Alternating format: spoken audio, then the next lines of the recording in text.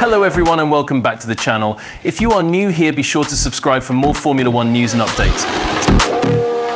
The Saudi Arabian Grand Prix weekend may have been won by Max Verstappen, but the real story of the weekend was the ongoing investigation of Christian Horner, the team principal of Red Bull Racing. The employee who filed the complaint against Horner was suspended by the team as a result of the alleged evidence leak during the Bahrain Grand Prix weekend. Despite the employee doing the right thing by raising concerns, the Stick to Sports crowd has criticised her for not doing enough. Meanwhile, Horner was cleared of wrongdoing, but many in the media, including national powerhouse writers from The Guardian, have criticised both Red Bull and Formula One for their handling of the situation. The drivers were disappointingly silent on the issue, with Daniel Ricciardo dismissing it as noise and more attention being paid to the possibility of Max Verstappen moving to Mercedes.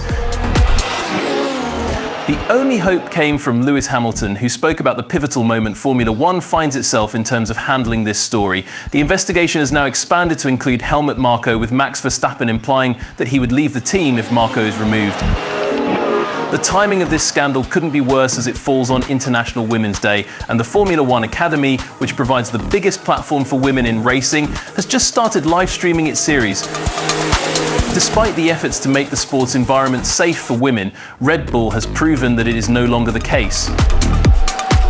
On a lighter note, Ferrari's Ollie Bearman, who filled in for Carlos Sainz, drove an excellent race, finishing P7, despite never having driven a Formula One car before. The young driver's performance shows his potential, and it's clear that he has a bright future in the sport.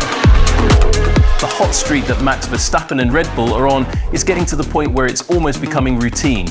Verstappen has now won 9 races in a row, with his last loss coming all the way back in September. His latest victory was just another dominant display from the Red Bull team, and Sergio Perez had a strong showing as well, finishing comfortably in second place. Haas showed some impressive teamwork in the race, using Kevin Magnussen as a pick and running Nico Hülkenberg long to slip back into 10th and earn a valuable point for the team. With the top teams taking up most of the points positions, that point could end up being incredibly valuable.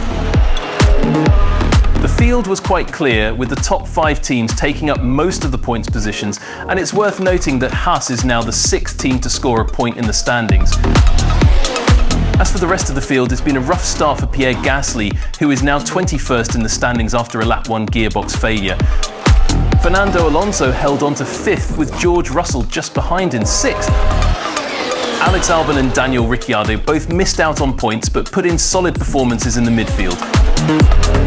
Esteban Ocon and Yuki Tsunoda rounded out the points positions, while Logan Sargent, Valtteri Bottas and Zhou Guanyu finished just outside of the points. Unfortunately, Lance Stroll and Pierre Gasly both had to retire early on, with Gasly reporting a gearbox issue before the race even began.